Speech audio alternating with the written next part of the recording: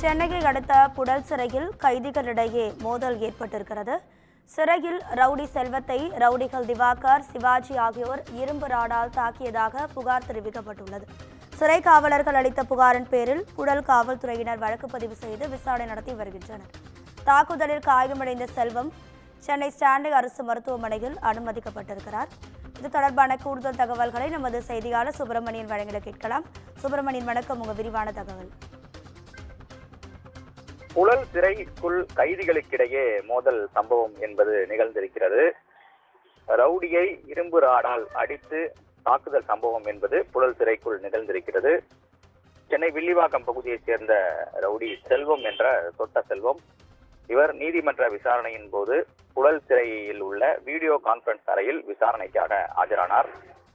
Video conference மூலம் ஆஜராகக்கூடிய கைதிகள் ஒவ்வொரு மணி நேர அடிப்படையில் அங்கு காத்திருந்து வீடியோ கான்பரன்ஸில் ஆஜராகிவிட்டு அதன் பிறகு தங்களுடைய சிறை வார்டுக்கு அவர்கள் செல்வது வழக்கம். அதே போல செல்வமும் அங்கு காத்திருந்து வீடியோ கான்பரன்ஸ் மூலமாக ஆஜராகிவிட்டு வெளியே வந்தபோது அதே வில்லிவாக்கம் பகுதியை சேர்ந்த ரவுடிகளான கருப்பு திவாகர், சிவாஜி உள்ளிட்டோர் இரும்பு ராடு ஒன்றால் அவரை தாக்கியிருக்கிறார்கள். இதில் ரவுடி செல்வம் காயமடைந்து ஸ்டான்லி அரசு மருத்துவமனையில் சிகிச்சைக்காக அனுமதிக்கப்பட்டிருக்கிறார். இது தொடர்பாக சிறை காவலர்கள் அளித்த புகாரின் அடிப்படையில் புழல் போலீசார் வழக்கு பதிவு செய்து விசாரணை மேற்கொண்டு வருகிறார்கள். அதே போல தாக்குதல் நடத்துவதற்கான அந்த இரும்பு ராடு எப்படி இவர்களுக்கு கிடைத்தது என்ற கோணங்களில் சிறைத்துறையின் சார்பில் விசாரணை என்பது நடத்தப்பட்டுக் கொண்டிருக்கிறது.